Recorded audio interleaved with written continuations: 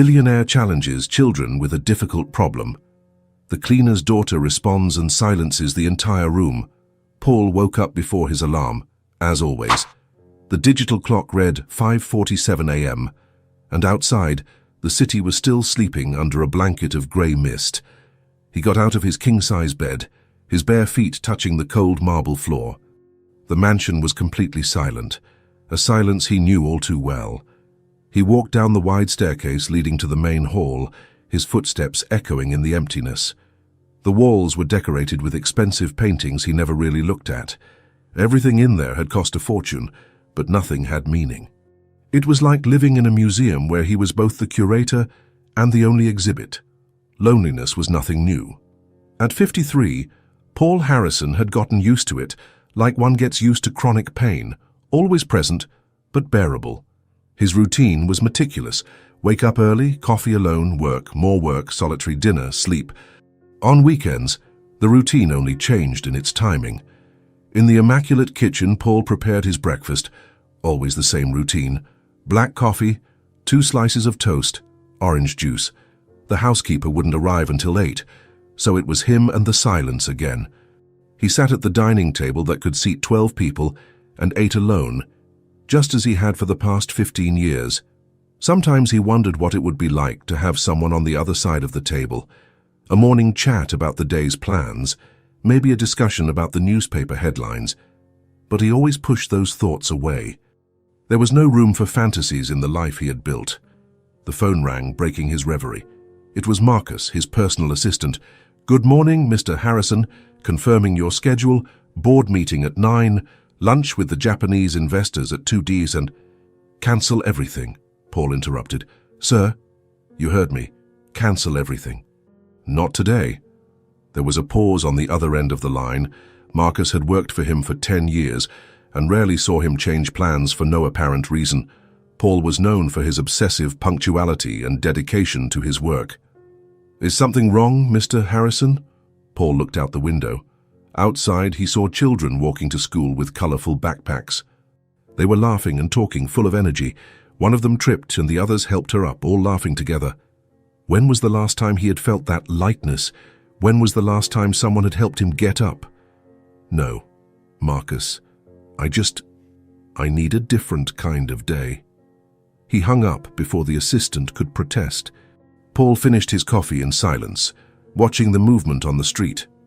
A mother was running after her little daughter who had forgotten her lunchbox. The scene made him smile, a small, almost imperceptible smile, but a real one. He went up to his office on the 2nd floor. There, he kept his real treasures, math books, from the most basic to theorems that few in the world could comprehend. The shelves stretched from floor to ceiling, filled with the knowledge he had accumulated throughout his life. Paul remembered perfectly the day he discovered his passion for numbers. He was only 7 when his math teacher, Mr. Coleman, wrote a complex equation on the board. While the other students groaned in despair, Paul felt a spark. It was as if the numbers were speaking to him in a secret language that only he understood. Mathematics had been his constant companion. When his parents fought, he took refuge in algebra problems. When he felt out of place at school, he found comfort in equations. Numbers never lied, never disappointed him, never abandoned him. At 15, he was already solving university-level problems. At 20, he graduated with top honors in applied mathematics. At 25, he created algorithms that revolutionized the financial market. At 42, he had a fortune that most people couldn't even imagine. But there he was at 53, alone in a mansion where the only sound was his own footsteps. Paul took a book from the shelf, Hardy's A Course of Pure Mathematics. He opened it to a random page and immersed himself in the familiar symbols. For a few minutes, he managed to lose himself in the calculations. It was the only place where he still felt truly alive. Numbers didn't judge, didn't ask questions about his personal life, didn't care if he was alone. The phone rang again. Marcus, of course. "Mr. Harrison, sorry to insist, but the Harrison Foundation is calling about the donation to the public school. They need an answer today." Paul paused. The Harrison Foundation was his attempt to give some meaning to the money he had amassed. donations to hospitals, universities, orphanages. He signed the checks but never visited the places. It was philanthropy from a distance, almost mechanical, like everything in his life, efficient but without any real connection. "Which school?" he asked. "Riverside Elementary School. It's on the south side. They've requested funds to renovate the library and the science lab." Paul knew the area. It was a simple neighborhood where working-class families raised their children with what they had. Very different from the gilded world he lived in. Real people, with real problems, simple but genuine dreams.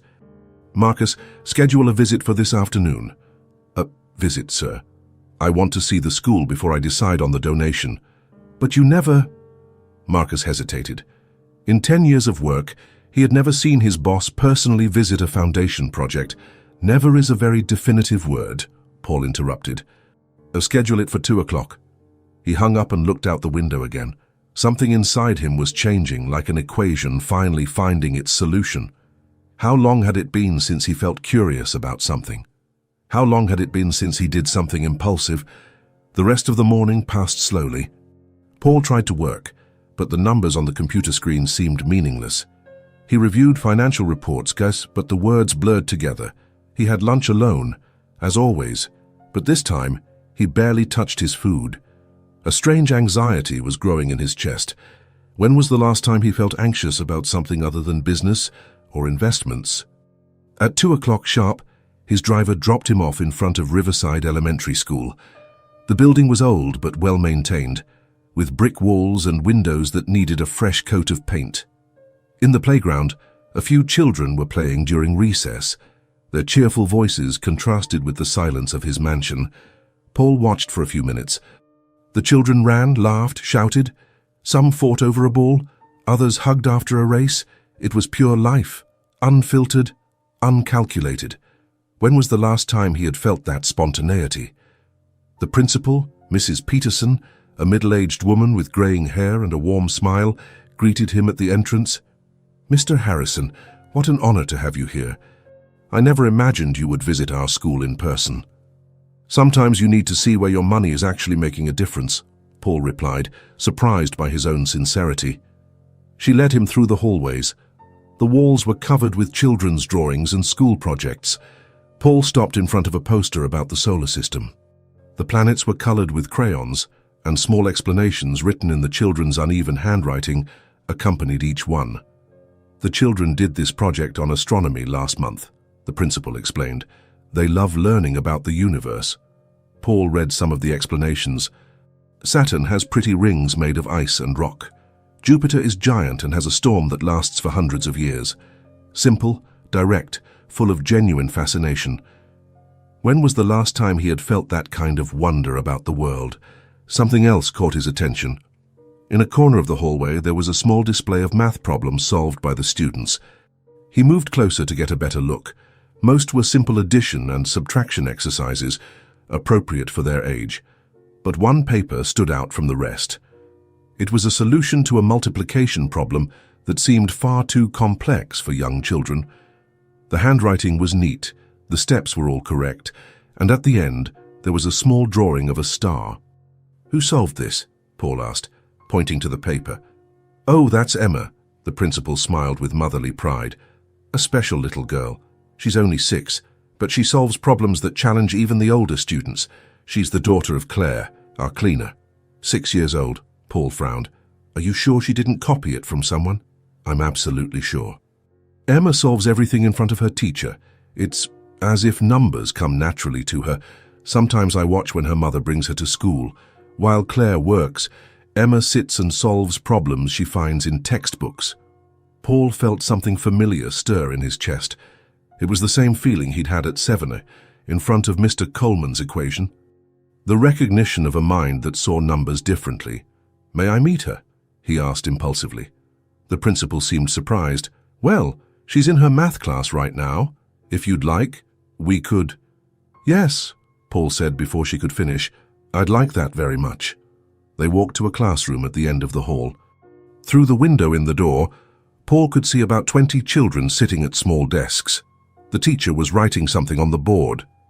The room was simple but cozy, with drawings taped to the walls and a colorful alphabet above the board. "May I propose a problem to them?" Paul asked.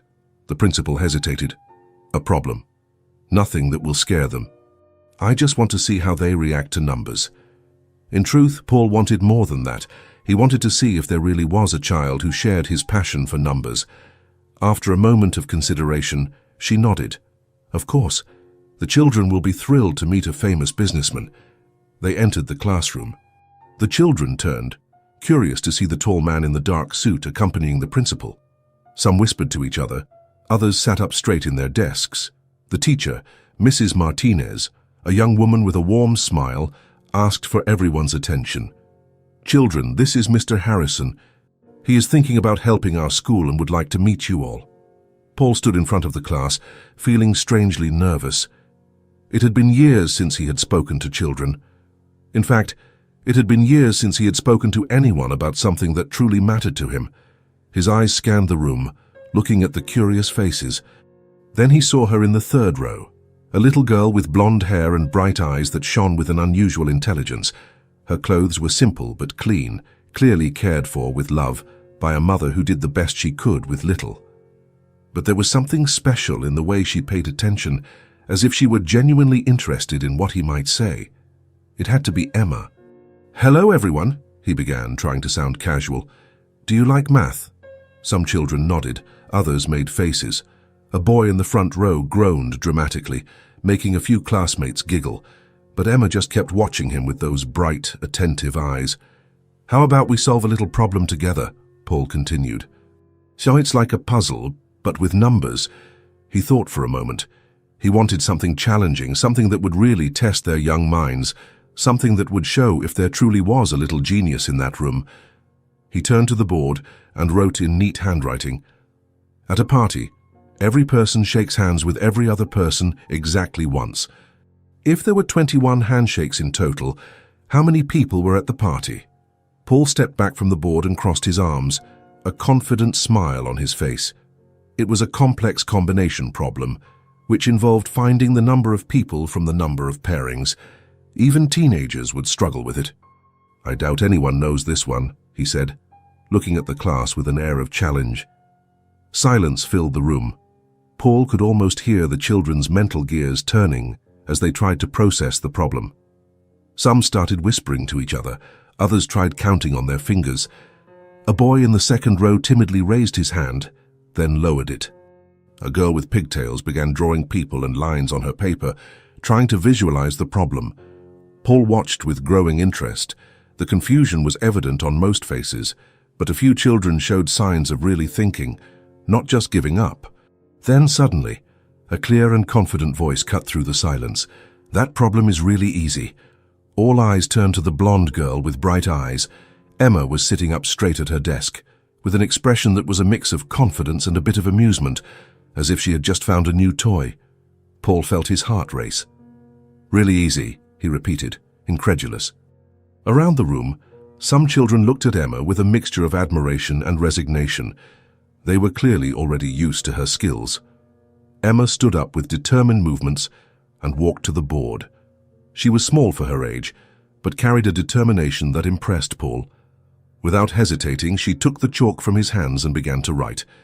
"If each person shakes hands with everyone else only once," she explained as she wrote, her voice clear and methodical, "then for 2 people, we have 1 handshake. For 3 people, we have 3 handshakes. For 4 people, we have 6 handshakes." Paul watched, fascinated. The girl not only understood the problem but was establishing a pattern, exactly as a mathematician would. The pattern is the number of people multiplied by that number minus 1, divided by 2, Emma continued, writing the formula on the board with handwriting that was surprisingly neat for a 6-year-old. "So I need to find a number that, when multiplied by itself minus 1 and then divided by 2 equals 21. She wrote nx, n1, and 2 are 21, so nx, n1 are 42. Emma paused, looking at the number. Paul could see the reasoning happening behind those bright eyes. 42 is 6 x 7. So if n1 takes 6, then n takes 7. Or if n number 6, then n1 mirror 5, but 6x5 mirror 30, not 42. To check, she wrote, 7 kick 6, 2 Amra 42, 2 Amran 21. There are 7 people at the party. The silence in the room was absolute. Paul felt as if the floor had disappeared from under his feet. A 6-year-old child had just solved Afan on her own and elegantly, a problem that many adults would find impossible. Not only that, she had explained her entire reasoning with a clarity and methodology he rarely saw in his business meetings. The teacher stared at Emma with her mouth agape as the girl calmly returned to her desk as if nothing remarkable had happened. Some children applauded spontaneously, while others were still trying to understand what they had just witnessed. That's completely correct, Paul murmured, still in shock. His voice came out quieter than he intended. Emma smiled shyly, her cheeks turning slightly pink. My mum always says numbers are like friends. They always tell you the truth if you know how to talk to them. Paul felt something break and rebuild itself inside his chest. For 15 years, he hadn't met anyone who understood numbers the way he did. And now, in a simple classroom, a 6-year-old girl in humble clothes with shining eyes had just displayed a genius he had rarely seen in his entire life. For the first time in a long time, Paul Harrison felt truly impressed by something other than his own achievements.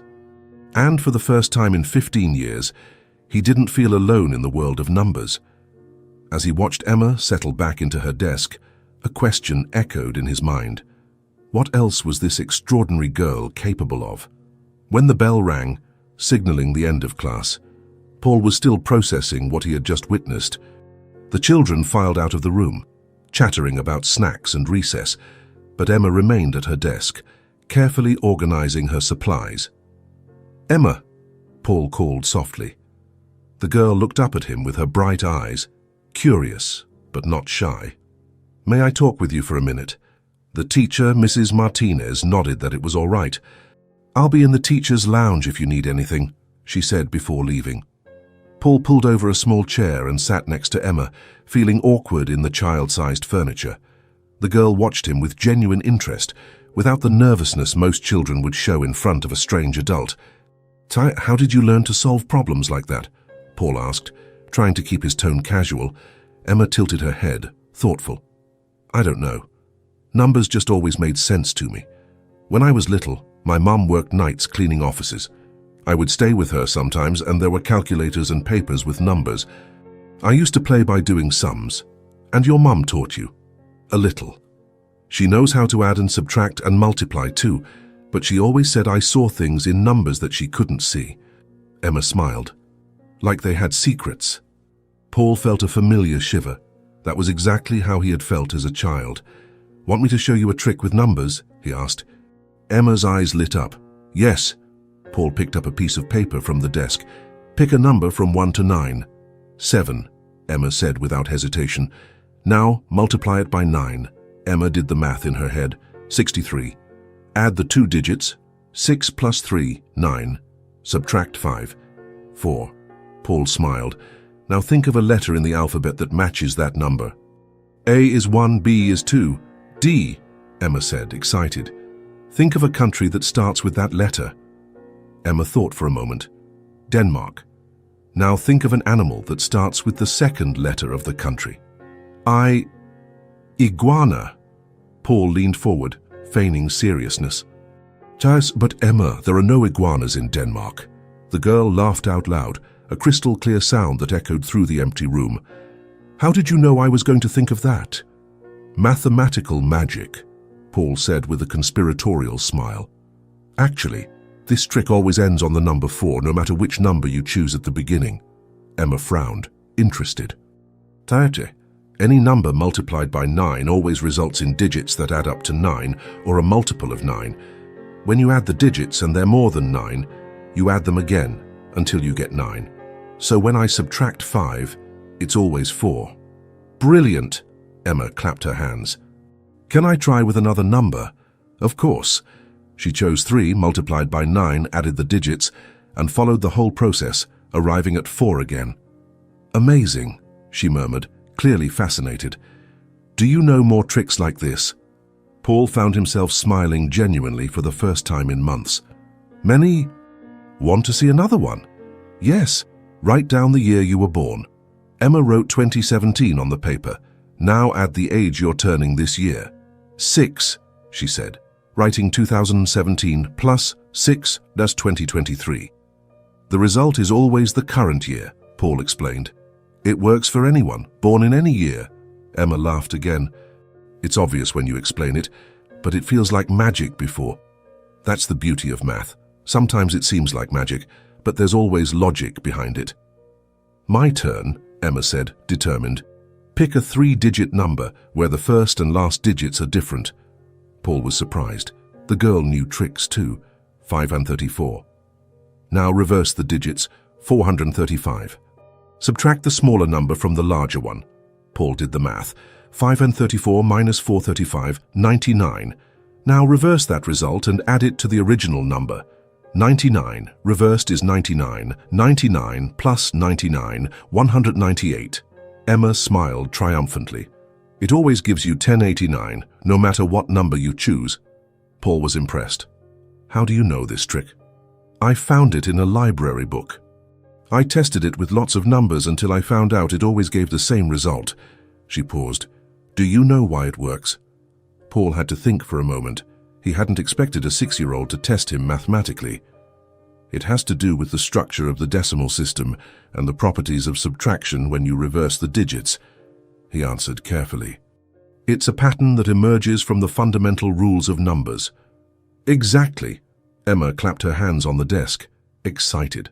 I couldn't explain it like that, but I knew there was a reason. They continued to trade tricks for the next few minutes. Emma showed a method for multiplying by 11 mentally. Paul taught her how to check if a number is divisible by 3. The girl absorbed everything with an intellectual hunger that Paul recognized intimately. Where do you learn these things? Paul asked. Mostly the library. When Mom works here at night cleaning, sometimes she brings me along. I stay in the library and read math books. Emma hesitated. So the other books are nice, but the math books are special. Special how? It's like they reveal secrets of the universe, how everything connects. Her eyes sparkled. Do you feel that too? Paul felt a lump in his throat. It was as if he were talking to a younger version of himself. Yes, he admitted. Exactly that. Emma smiled. And Paul felt a connection he hadn't experienced in decades. It was like finding someone who spoke his native language after years in a foreign land. Mr. Harrison? A voice interrupted the moment. Paul turned and saw a young woman standing at the classroom door. She had blonde hair like Emma, but her clear eyes held a cautious and defensive expression. She wore a cleaning uniform and held a cloth in her hands. Mom! Emma waved happily. Her mother entered the room with hesitant steps. Emma, what are you doing in here? I thought you were at recess. Mr. Harrison was teaching me math tricks. Look at this. Emma started to explain the 1089 trick, but her mother was barely listening. Her eyes were fixed on Paul, studying him intently. Paul stood up, extending his hand. You must be Claire. I'm Paul Harrison. Claire hesitated before shaking his hand briefly. I know who you are. Her voice was polite but cold. Jana, Emma, go play outside with the other children. But Mom, now, Emma. The girl looked between her mother and Paul, clearly disappointed that their conversation had been cut short. Will you teach me more tricks later? She asked Paul hopefully. Emma? Claire said in a warning tone. Perhaps, Paul replied softly, not wanting to create more tension. Emma left the room reluctantly, looking back one last time before disappearing down the hall. Claire waited until she was sure her daughter had gone before turning back to Paul. The air in the room changed, becoming charged with a palpable tension. May I ask what you're doing with my daughter? Claire's voice was controlled, but Paul detected an undercurrent of distrust beneath the forced politeness. Talking about math, Paul answered honestly. She's extraordinarily talented. She is, I know. Claire crossed her arms. What I don't understand is why a man like you is so interested in that. Paul frowned. What do you mean, a man like me? Rich, powerful. You surely have more important things to do than waste time with a poor child. The implied accusation hit Paul like a punch. That's not how I see the situation. No. Claire took a step forward, her posture defensive. Then how do you see it? Paul chose his words carefully. I see a child with an exceptional talent that deserves to be recognized and nurtured, and you've appointed yourself to that task. Paul paused. He hadn't actually thought about it in those terms. I just recognize something special when I see it. Claire let out a humorless laugh. Of course you do. I've seen this before, Mr. Harrison. Seen what? Rich people looking for entertainment. They think it's fun to play with the poor for a while, to feel good about themselves. Her clear eyes narrowed. Emma is not your toy. The accusation left Paul genuinely shocked. That's not what I'm doing. Isn't it? Claire moved closer. Then what is it? You show up out of nowhere, show a sudden interest in my daughter. What do you want from her? Paul felt his frustration growing.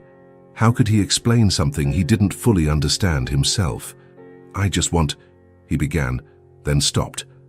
How could he explain that for the first time in 15 years, he had found someone who understood his passion for numbers?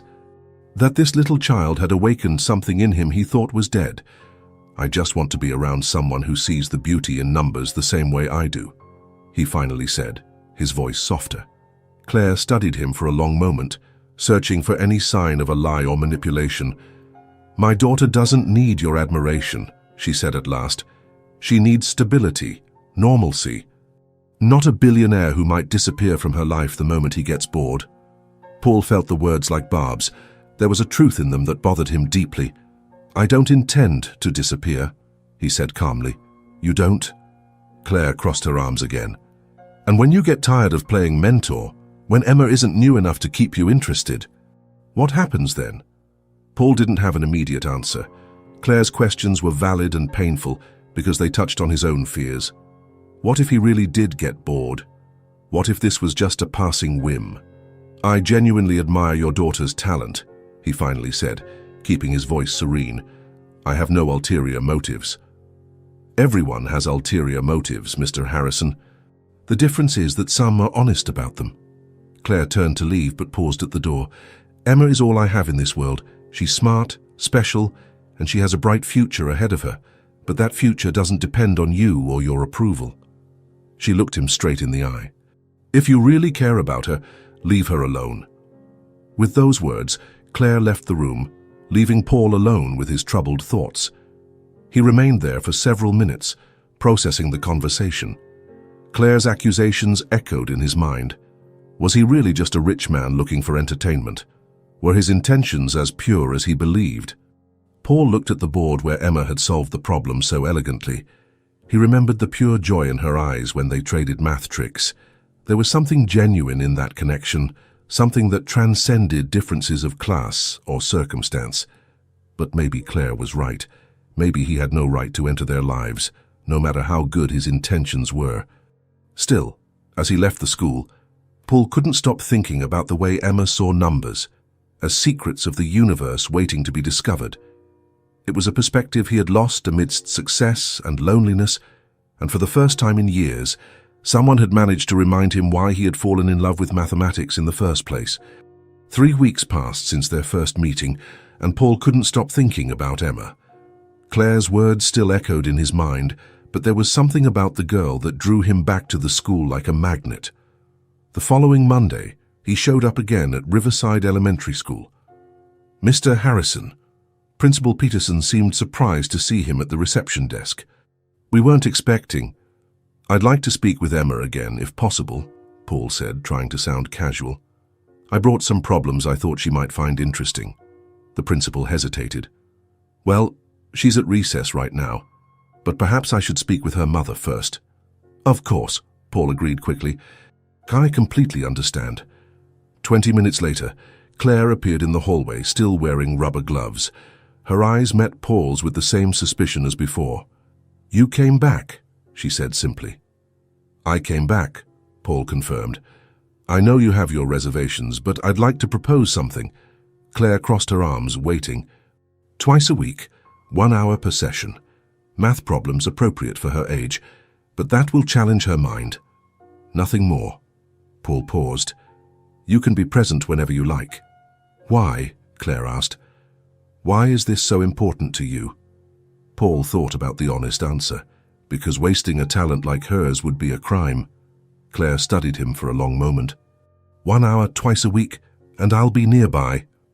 Deal. And so began the routine that would change the lives of all three.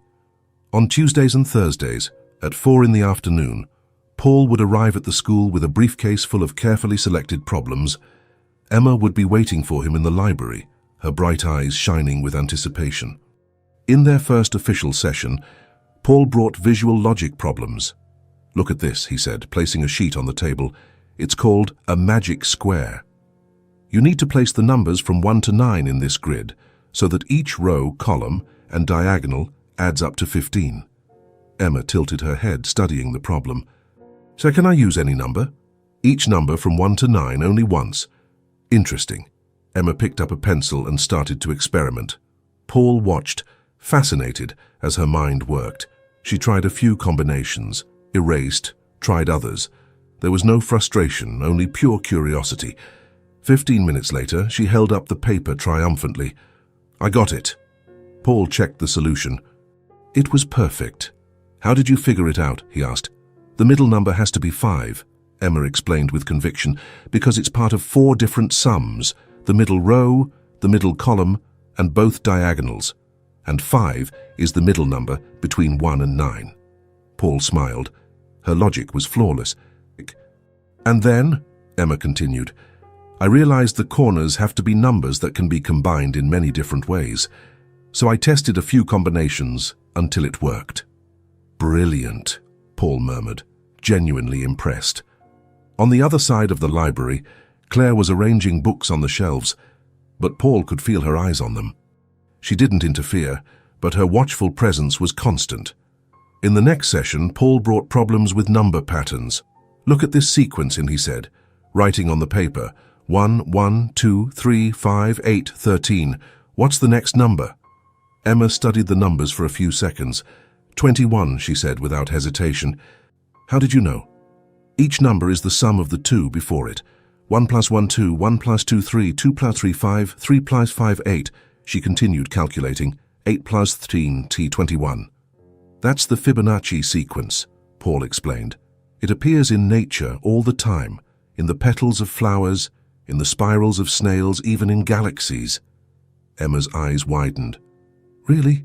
Numbers are in nature, everywhere. Mathematics is the language of the universe." Emma was silent for a moment, processing this information. "That's incredible," she finally said. "It's like everything is connected by numbers." Paul felt that familiar sense of connection. This was exactly how he felt about mathematics. The weeks went by, and the problems gradually became more challenging. Paul brought geometry puzzles, combination problems, even some basic algebra equations. Emma absorbed everything like a sponge. More than that, she began asking questions that showed a deep understanding of the concepts.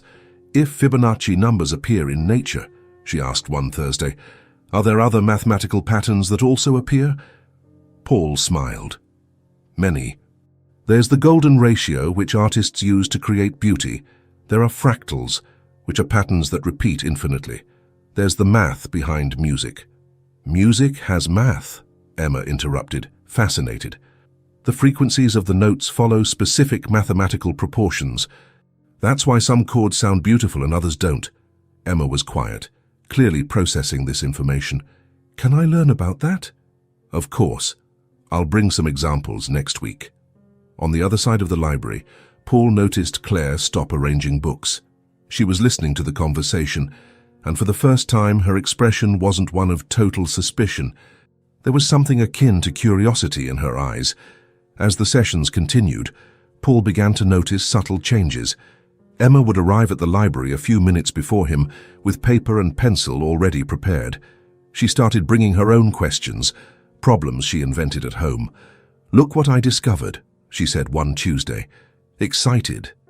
"If you multiply any number by 9, the sum of the digits of the result is always 9 or a multiple of 9. Paul leaned in to see her calculations. "Show me. 27 times 9 is 243. 2 piles 4 plus 3, 9. 38 times 9 is 342. 3 piles 4 plus 2, 9. She had tested dozens of examples. You've discovered a fundamental property of the number 9, Paul said, genuinely impressed. Adult mathematicians get excited when they discover patterns like that. Emma beamed at the praise. Paul also noticed that other children from the school had started to pay attention. Some would stop at the library door to watch Emma solve problems on a small whiteboard. She never showed any arrogance, always explaining patiently when someone asked a question. Emma is like a little teacher, Mrs. Martinez commented one afternoon. The other children come to me asking about the problems she's solving. It has sparked a general interest in mathematics. Claire, who was cleaning a nearby board, glanced towards the library where Emma and Paul were working. Her expression was thoughtful.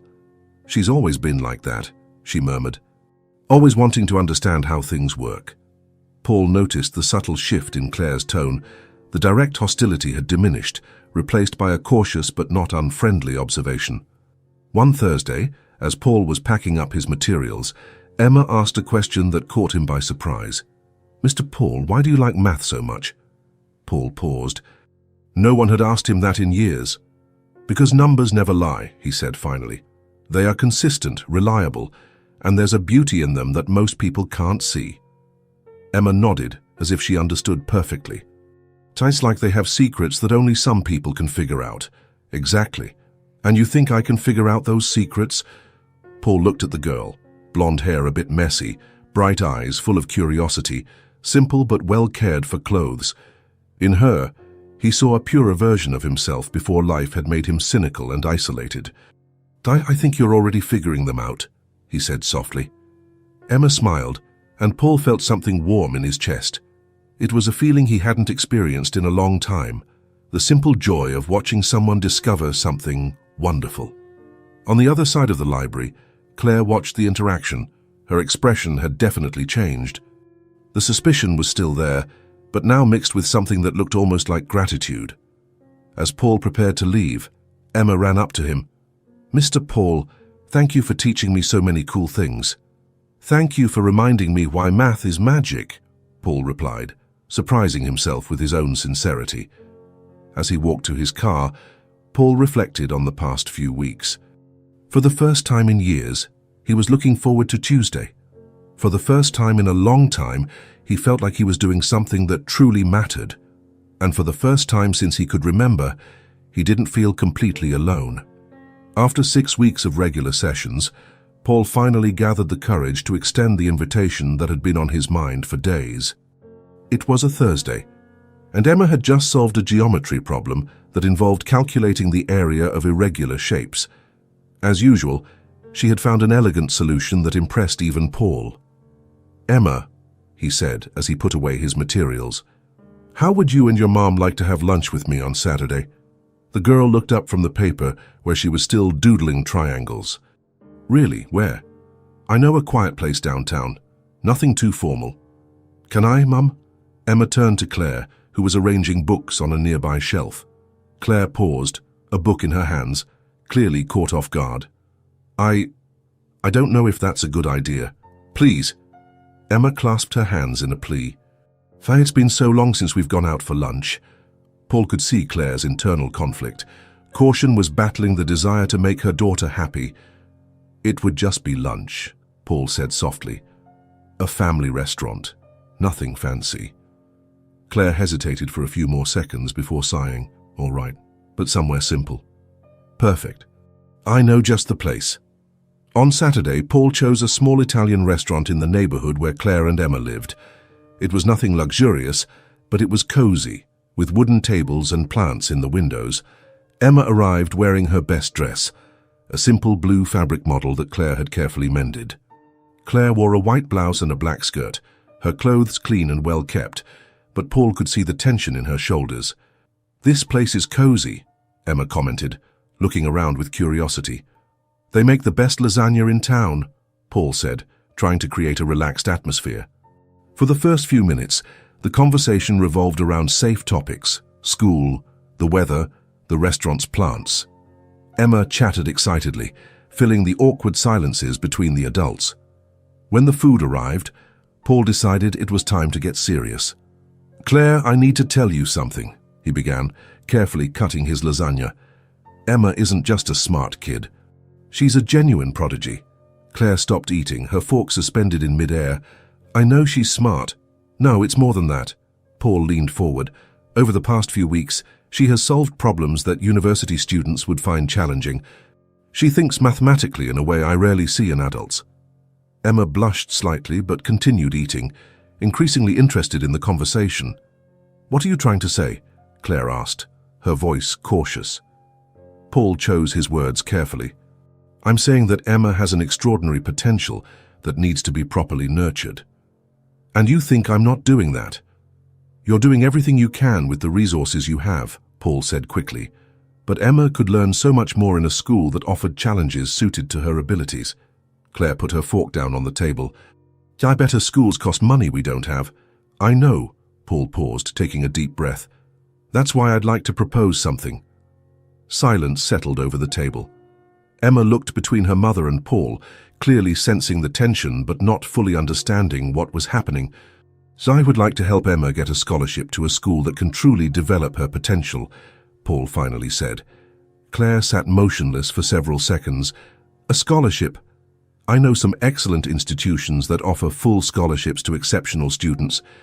Emma would easily qualify. And what do you get out of it?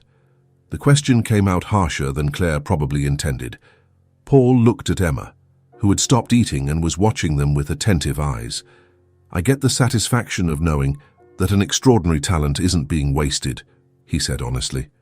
And maybe I gain some friends in the process.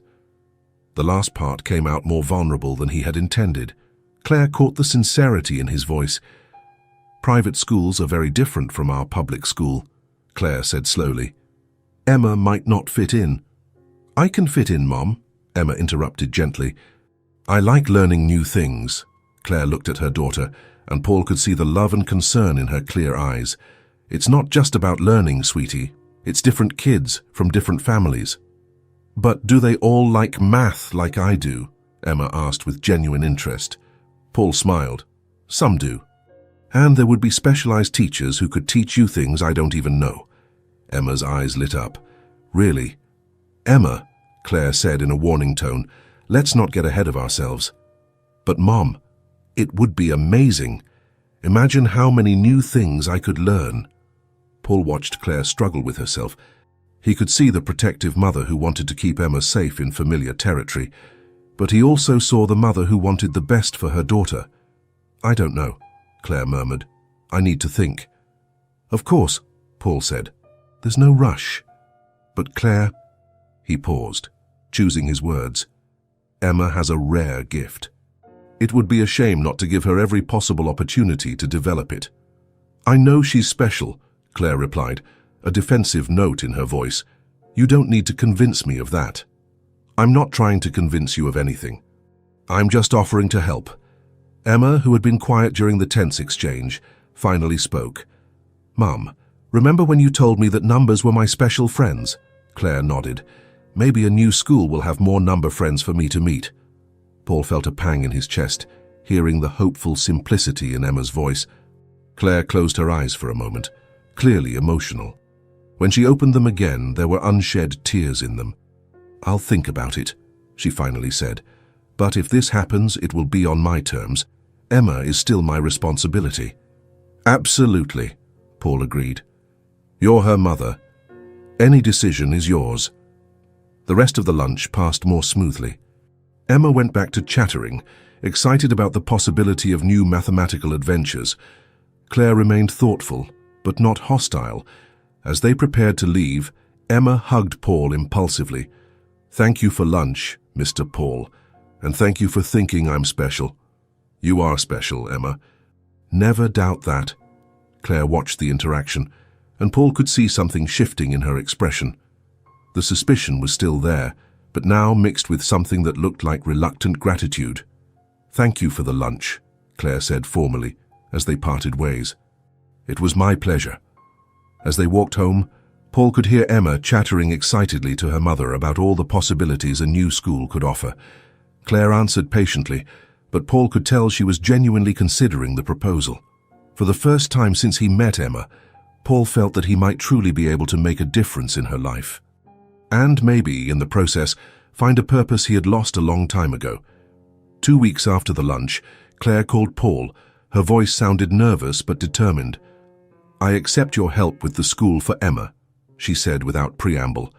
"But I want to make it clear that this doesn't change anything between us. This is just about her." Paul's heart sped up. "Of course. I'll call Riverside Academy today."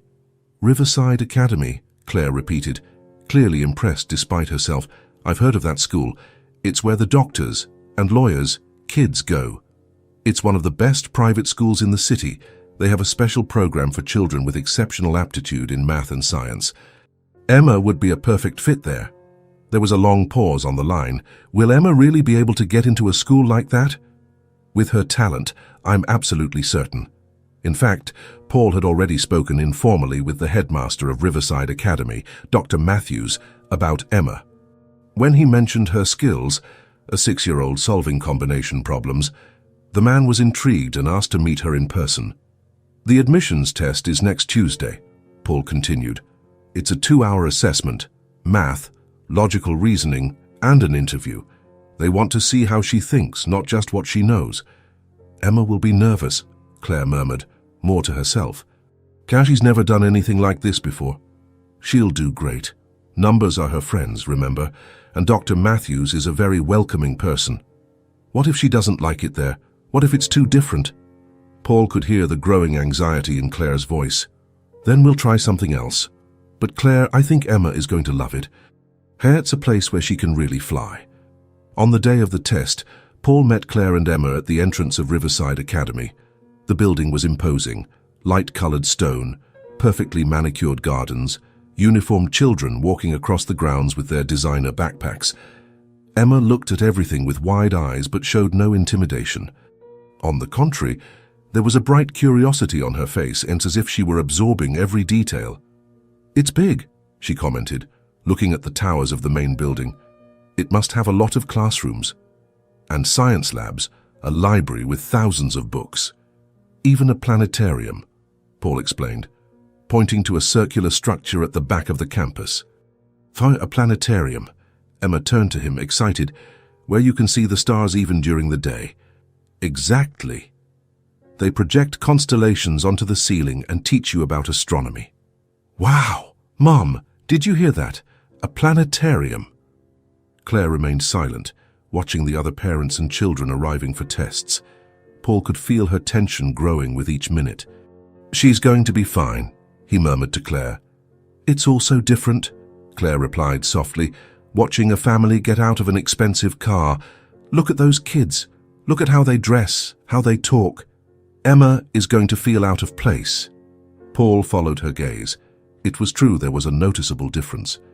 The children wore expensive clothes even outside of school hours, carried well-known brand backpacks, and spoke with the confidence that comes from never having doubted one's place in the world. "Emma is smarter than any of them," Paul said firmly. "And here intelligence is what matters most. I hope you're right, Doctor." Matthews, a tall man with graying hair and elegant glasses, came to greet them personally. His presence was commanding, but his smile was genuinely warm. "This must be the famous Emma," he said, crouching down to her level. "Mr. Harrison has told me some impressive things about you." Emma smiled shyly but maintained eye contact. "Hello. Is it true you have a planetarium?" Dr. Matthews laughed. "It's true. And if you pass your test today, you can visit it as often as you like." "Are you ready for some fun problems?" he asked, his voice encouraging. "Yes." Emma's excitement was evident, overriding any nervousness. "Parents wait in the waiting room," Dr. Matthews explained gently.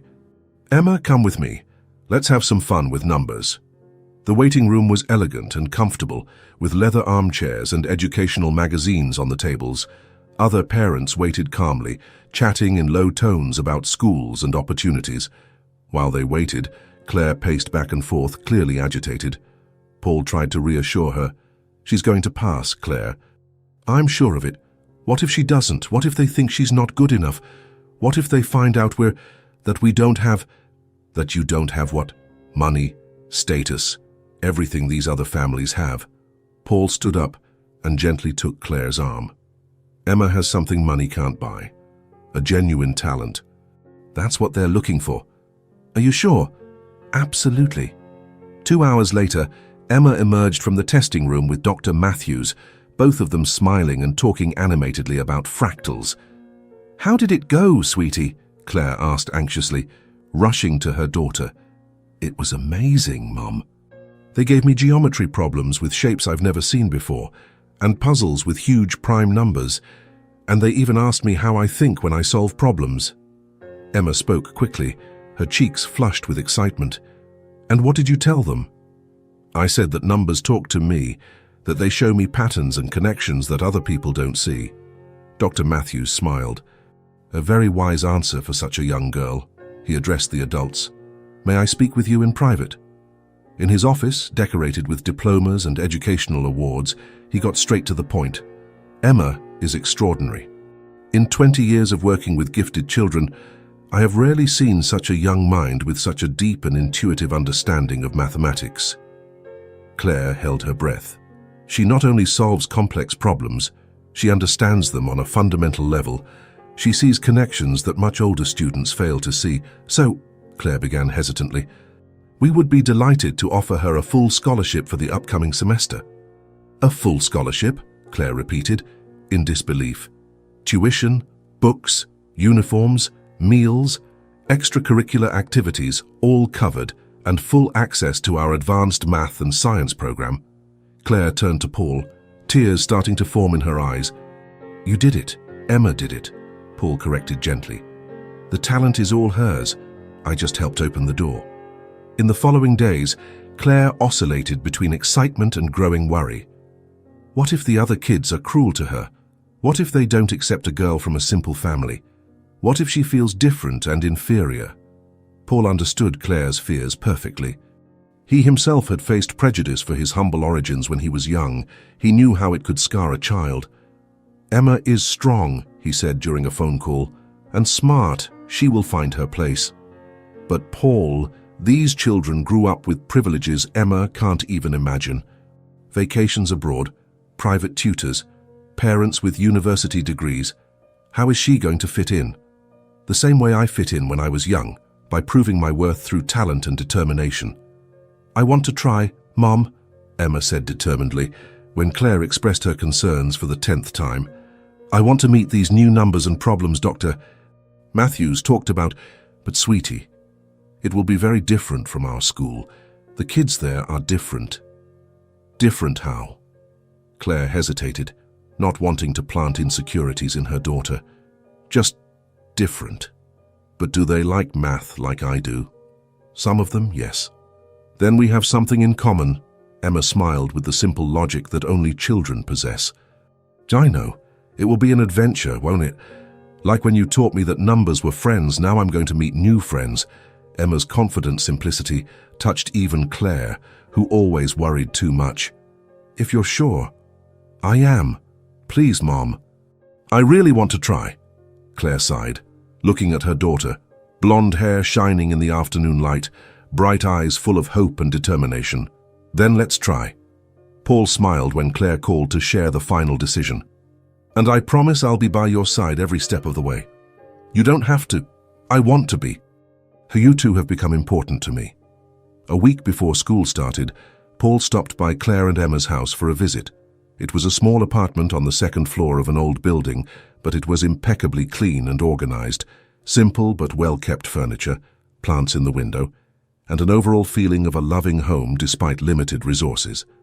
Emma was at the kitchen table doing the math exercises he had left in their previous session. It was then that Paul noticed something that bothered him deeply. Emma's school things were organized in a plastic grocery bag. She didn't have a backpack. Her pencils were short and worn, used down to the nub.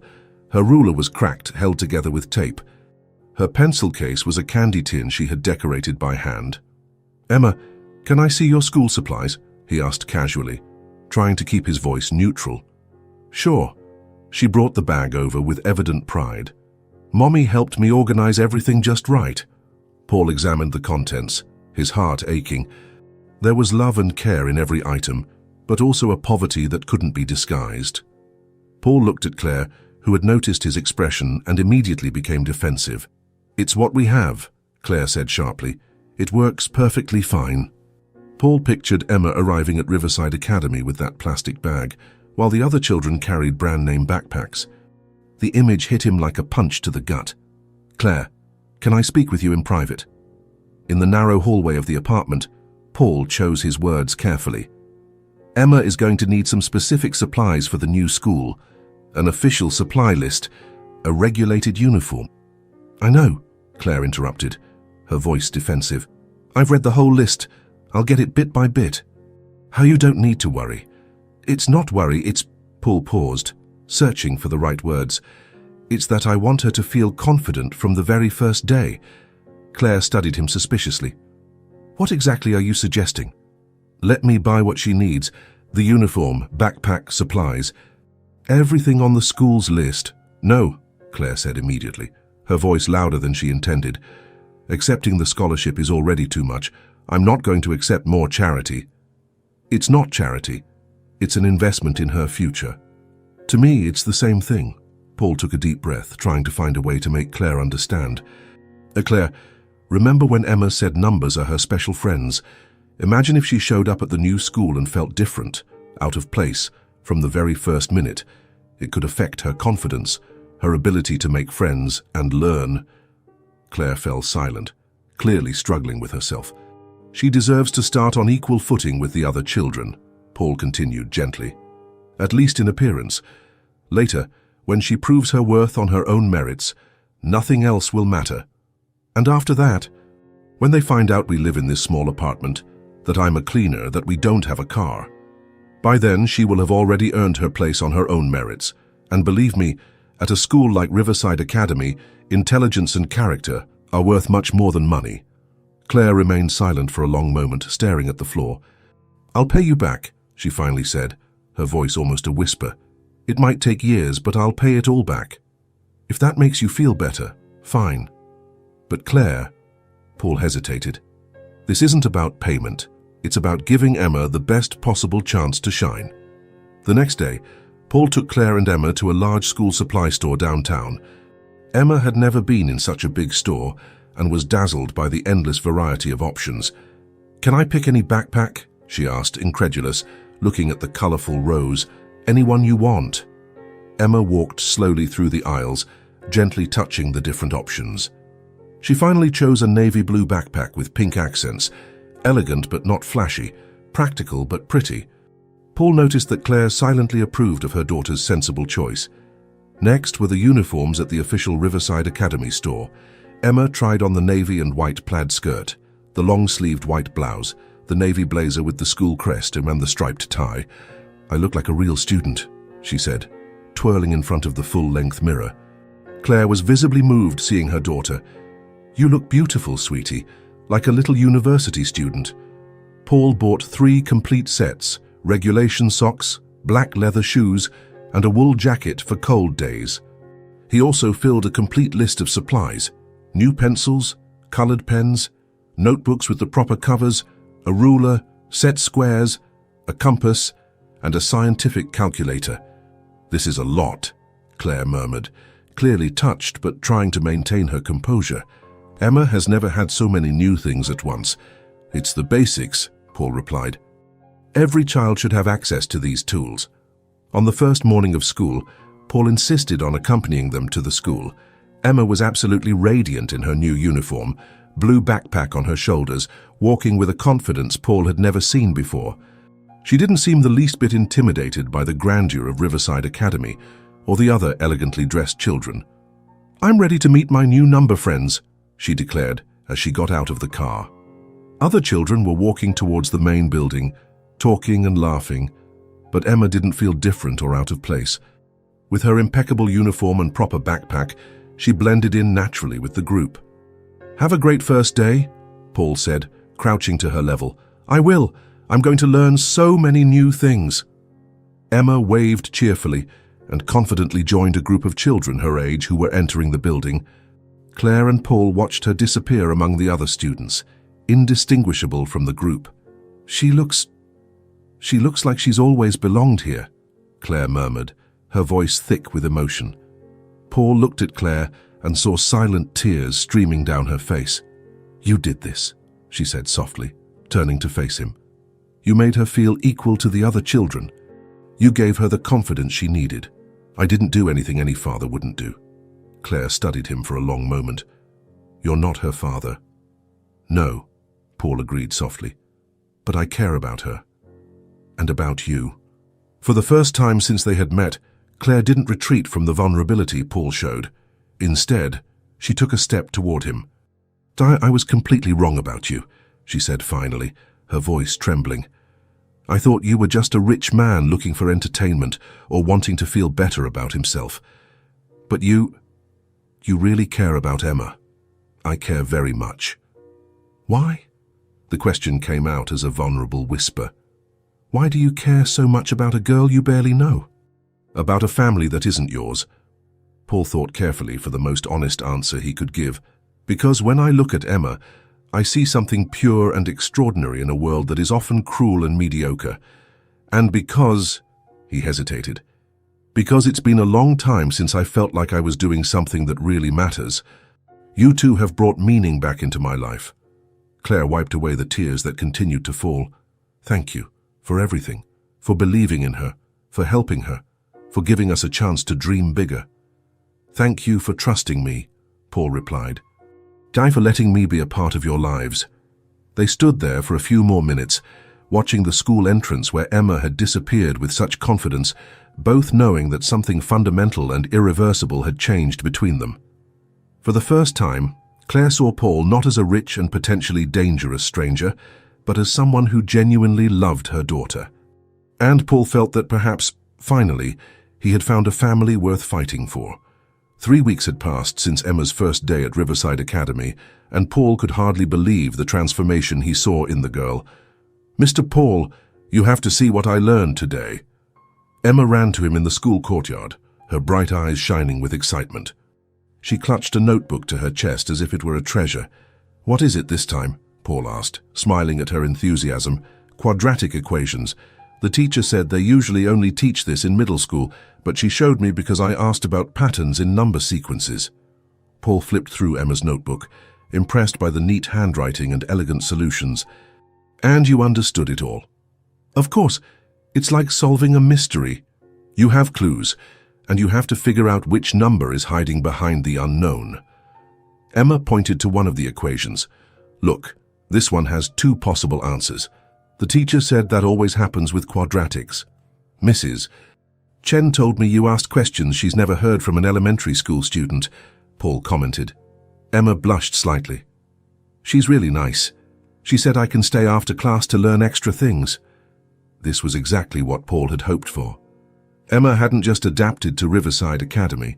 She was flourishing in a way that would never have been possible at her old school. And the other students, how are they treating you? Good.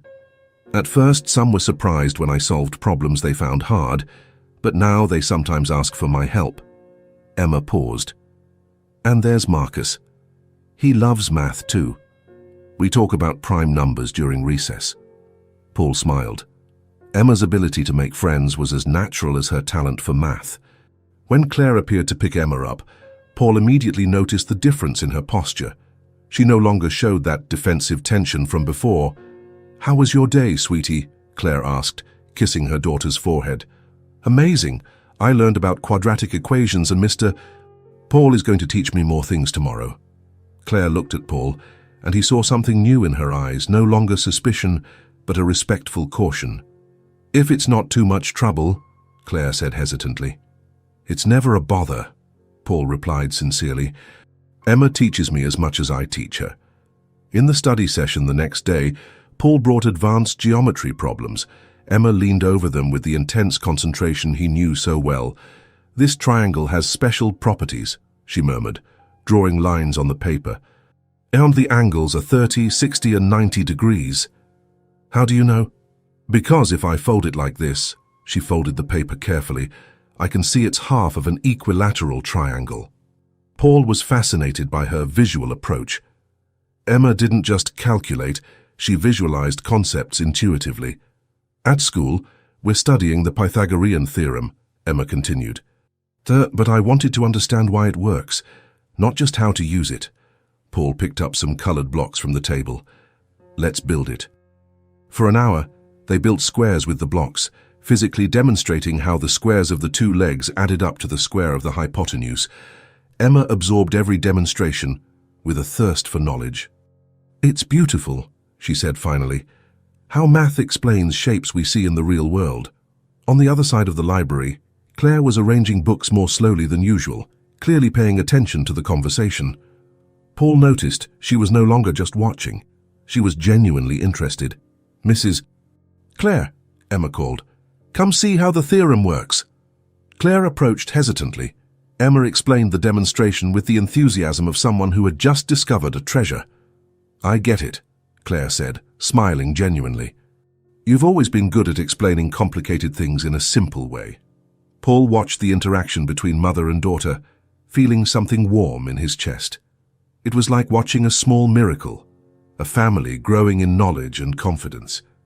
When Emma went to the restroom, Claire approached Paul. Can I ask you a question? Her voice was soft, without the aggressiveness of before. Or, of course, why are you never in a hurry to leave? You never look at your watch, never act like you have more important things to do. Paul thought about the honest answer. Because I don't have more important things to do. Claire studied him. They a man with your fortune and responsibilities. Fortune and responsibilities mean nothing if you don't have a real purpose. Paul paused. Emma has given me a purpose I haven't felt in years. And us. What does it mean for you to be here, with people so different from your world? Paul looked around the small school library, then at Claire, blonde hair tied back practically, simple but clean clothes, hands calloused from honest work. It means I've finally found something real, he said softly. Claire was quiet for a moment. So I used to be angry at people like you. People like me. Rich, privileged. I thought you all looked down on people like us and saw less. And now I see that you don't look at Emma and see a poor girl with talent. You just see Emma. And that, she hesitated, that means a lot. Emma returned at that moment, full of energy to solve more problems. In the following weeks, the routine settled in naturally. Paul would arrive at Riverside Academy 3 times a week. Sometimes he worked with Emma in the library. Other times they would walk through the garden discussing mathematical concepts. Emma was definitely shining. Her grades were exceptional, but more importantly, she had found her place. The teachers respected her. Her classmates admired her without envy, and she walked through the halls with a radiant confidence. The principal called me in today, Claire told Paul one afternoon. She said, Emma is among the best students they've ever had, and that she's rarely seen a child adapt so well. She always had it in her, Paul replied. She just needed the right environment to flourish. You made that happen. Paul shook his head. We did, you, me, and especially Emma. Claire smiled, a genuine, unreserved smile. You know, I was thinking, yes. Emma talks about you all the time at home. Mr. Paul taught me this. Mr. Paul said that, and I realized that. She paused, searching for the right words. I realized you're not just helping her learn math. You're being a father figure she never had. Paul felt a lump in his throat. I hope I'm doing it right. You are. She trusts you completely. And Claire took a deep breath. I'm starting to trust you too. At that moment, Emma came running up, interrupting the serious conversation. Mr. Paul, I have a question about infinity. Is it true that there are different sizes of infinity? Paul smiled, taking her small hand. Let's find out together. As they walked to the library, Paul felt something he hadn't experienced in a long time, the feeling of belonging somewhere, of being part of something bigger than himself. Claire watched them go, and for the first time since she had met Paul, she allowed herself to imagine that maybe this could be permanent. That maybe, finally, Emma had found not just a better school but a complete family. It was a Friday evening, and Paul had stayed at Riverside Academy later than usual. Emma was participating in a science project with other students, and Claire had finished her cleaning shift. The 3 of them walked slowly through the school courtyard, in no hurry to say goodbye. Emma ran a few feet ahead, collecting colorful leaves that had fallen from the trees. Want to get some coffee? Paul asked impulsively. I know a quiet place that's open late. Claire hesitated for a moment, then nodded. "Emma, do you want to get a hot chocolate?" "Yes." Emma came running, the leaves still in her hands. The cafe was small and cozy, with few people at that hour. They sat at a corner table, Emma busy drawing with the crayons the waitress had brought. After a few minutes of casual conversation, Emma started to doze off in her chair, tired from the long day at school. "She's exhausted," Claire murmured affectionately, stroking her daughter's blonde hair. "It's been a lot of new things to process, but she's loving every minute of it," Paul observed. "She is, and that makes me relieved, but also scared." "Scared?" Claire looked at the sleeping Emma, then at Paul. "Do you know how hard it is to be a single mother, especially when you have a daughter as special as Emma?" Paul shook his head, inviting her to continue. "So I was 17 when I got pregnant. Her father disappeared when he found out." Claire held her coffee cup with both hands, as if she needed the warmth. "My family disowned me. They said I had made my choice and had to deal with the consequences on my own." "Claire, no," she interrupted gently. "I need to say this. For years, it was just me and Emma against the world. Cleaning jobs, night shifts, small apartments, bills I could barely pay." Paul could see the old pain in her clear eyes. "But you know what scared me more than poverty? It was realizing that Emma was different, special, and I didn't know how to handle it." Claire looked at her sleeping daughter, a cleaner raising a little genius. "How could I give her what she needed?"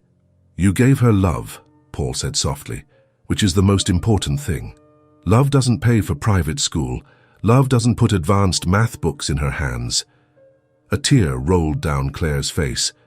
"I was so afraid of failing her, of not being enough, and now I see my daughter flourishing in a way I never thought possible, and I know you're the one who made it possible."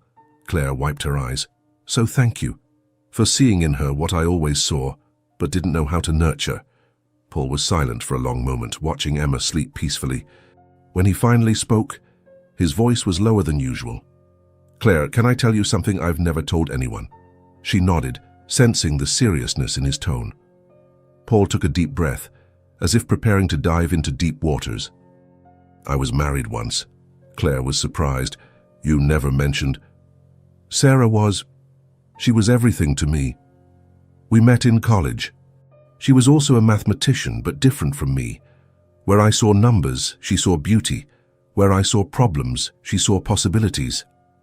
Paul's voice grew distant, lost in memories. "We got married when I was 28. We were happy in a way I didn't even know was possible. And when she got pregnant," Paul paused, his eyes filling with tears. "I had never felt so complete." Claire remained motionless, realizing he was about to share something devastating. Sarah was 6 months along. It was a girl. We had already chosen a name, Sophie. The words came out with difficulty now. It was a rainy night. We were coming back from a doctor's appointment. The ultrasound had shown that Sophie was perfect, healthy. Paul stopped, unable to continue for a few seconds. "Paul," Claire whispered. "A truck ran a red light," he continued, the tears now flowing freely. "It hit the passenger side. Sarah died instantly. Sophie never had a chance." Claire covered her mouth with her hand, her eyes wide with shock. "Fine, it was 15 years ago. And since then, I never thought about moving on. I never wanted to try again. The pain is unbearable." Paul looked at Emma sleeping in her chair. "Until I met Emma." He turned to Claire, tears still in his eyes. "When I saw that little girl solve that math problem so naturally, when I heard her talk about numbers as friends." Paul paused. "It was as if something dead inside me came back to life." Claire was crying now, touched by the raw pain in his voice. "Claire, by meeting Emma, I felt joy again, purpose, as if life were giving me a second chance to love, to be a father." His voice broke. "I know I have no right that she's not my daughter, but—" Paul, Claire interrupted, reaching out and touching his hand on the table. "You have every right. Emma loves you. I can see it. I love her too, and I love you, Claire. I love you both in a way I thought would never be possible again." Claire was speechless for a moment. For the first time since they had met, She was seeing Paul completely vulnerable, his defenses entirely down. "That's why you cared so much," she murmured, finally understanding. "That's why you never gave up, even when I was hostile to you." "You two brought me back to life," Paul said simply. Claire squeezed his hand tighter. "And you brought hope into our lives. You showed Emma that she can dream big, and you showed me that I can trust again." They sat in silence for a few minutes, their hands clasped on the table, Emma sleeping peacefully between them like a small bridge connecting two wounded hearts. "Thank you for trusting me," Claire said finally. "For telling me about Sarah and Sophie." "Thank you for letting me be a part of your family," Paul replied. Claire looked at him, this man who had lost so much, but still found the strength to love again. "You're not just becoming a part of our family, Paul," she said softly. "Now you are our family." When they finally left the cafe, Emma woke up just enough to walk sleepily to the car. Paul carried her the last few feet, and Claire watched how he held her with the protective care of a true father. In that moment, she knew there was no turning back. Their hearts were now irrevocably connected, and for the first time in years, the future seemed full of possibilities instead of fears. The weeks following the conversation in the kitchen brought a subtle yet profound transformation. The Hayes mansion seemed to have gained a new soul, as if the words shared between Robert and Anna had released something that had been trapped for a long time. Anna continued to arrive every morning for work, but now there was a completely different dynamic. The girls no longer waited for her to come home from school to timidly seek her out. Now they ran through the house looking for her as soon as they returned for their afternoon snack. "Anna, Anna!" they would shout as soon as they came through the front door, dropping their backpacks on the floor without caring about Mrs. Wilson's scolding. "I'm here," Anna would always reply, stopping whatever task she was doing to welcome them with a warm hug. Olivia and Ava began to treat her not just as the cleaner who played with them, but as someone genuinely important in their lives. They sought Anna out to tell her about problems at school, to show her the drawings they made, to ask for advice about arguments with classmates.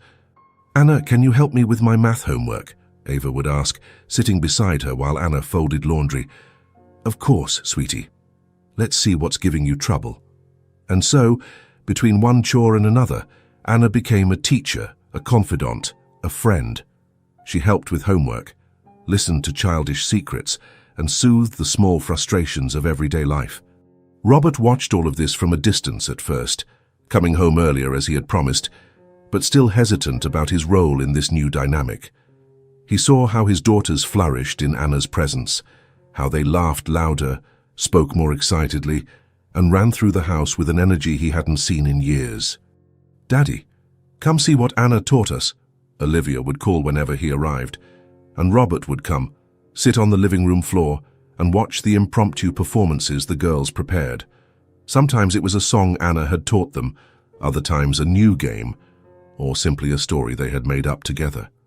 Anna participated in these performances naturally, but Robert noticed how she always included him, always made sure the girls shared with their father too. "Now you can teach your dad," she would say. "He'll love to learn." And so, gradually, Robert was included not just as an observer, but as an active participant in his daughter's joy. One afternoon, Robert came home to find the living room transformed into a fortress made of sheets and pillows. Laughter from inside the makeshift structure echoed through the house. "What's going on in here?" he asked, amused. "Daddy!" Ava popped out from inside the fortress, her hair all messy.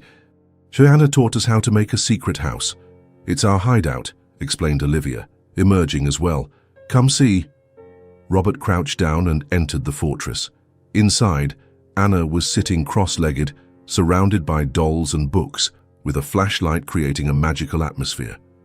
"Welcome to our castle," Anna said, smiling. "Now the princesses were waiting for the king." Robert sat down awkwardly in the tight space, feeling happier than he had in years. "And what do we do in the castle?" he asked. "We tell stories," said Ava. "Anna knows the best stories." "And we make up adventures," added Olivia. They spent an hour in there, telling stories, inventing adventures, laughing at silly jokes.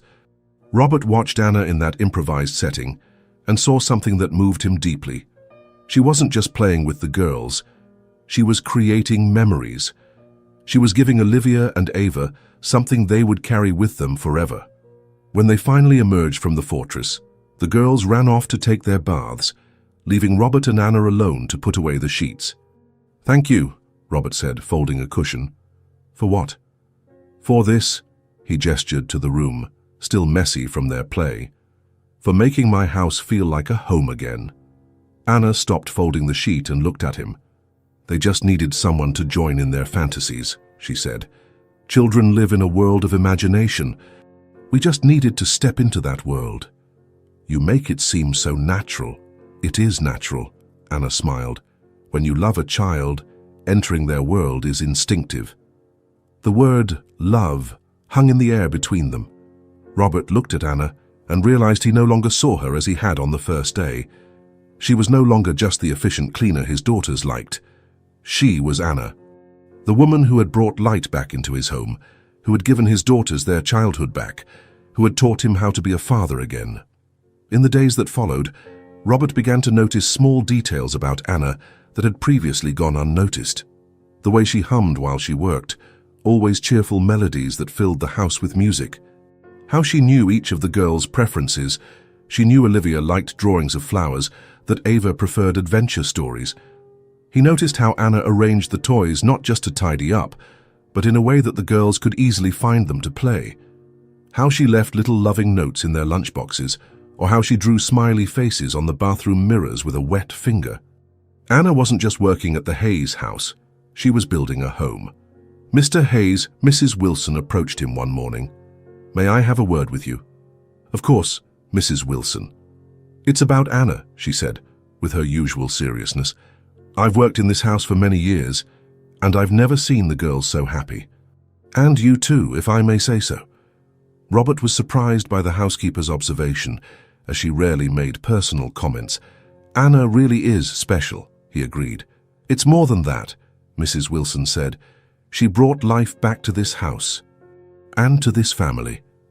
That night, after the girls had gone to sleep, Robert found Anna in the kitchen, preparing their lunchboxes for the next day. It was something she had started doing voluntarily, another way of caring for the girls. "Anna," he said, sitting at the table. "Hi," she smiled, continuing to cut fruit. "Are the girls asleep already?" "Yes." "Anna, I need to tell you something." She stopped what she was doing and looked at him, noticing the serious tone in his voice. "Did something happen?" Robert took a deep breath. He had rehearsed this moment several times, but he still felt nervous. "You came into our lives to fill a void," he began. "A void I didn't even know could be filled again." Anna watched him in silence, her hands still on the cutting board. "You brought joy back to my daughters," Robert continued. "And to me, I had forgotten what it was like to be happy at home, what it was like to hear laughter echoing through the halls." "Robert, let me finish," he asked gently. "Please." Anna nodded. "I don't want to be an absent father anymore," Robert said, his voice filled with emotion. "I don't want to come home just to sleep, to work just to provide. I want to live. I want to be a part of my daughters' lives, and I want you to be a part of our lives too." Anna sat down in the chair next to him, her eyes filling with tears. "What are you saying?" "I'm saying I'd like to try," Robert said, taking her hands. "Not to replace what we lost, not me, Elena, nor you, Bella, but to build something new, a family, a home filled with love and hope." Tears streamed down Anna's face, but she didn't wipe them away. I want that too," she whispered. "Fine, but I'm scared." "Scared of what?" "Of not being good enough, of not being able to be the mother they deserve, of letting you down." Robert squeezed her hands. "Anna, you are already everything they need. You are already the mother they have chosen. And I choose you too." Anna looked at him through her tears, seeing in Robert's face a tenderness she never expected to find again in life. "It doesn't have to be immediate," Robert continued. "We can take it slow, build it together. But I wanted you to know that there's a place for you here, not as an employee but as family." Anna stood up and went to the window, looking out at the garden where it had all begun. Robert followed her, standing beside her. "Do you know what scares me the most?" Anna said softly. What? Happiness. I had forgotten what it feels like to be truly happy. And now, with you all, I remember. And it scares me because I've already lost so much.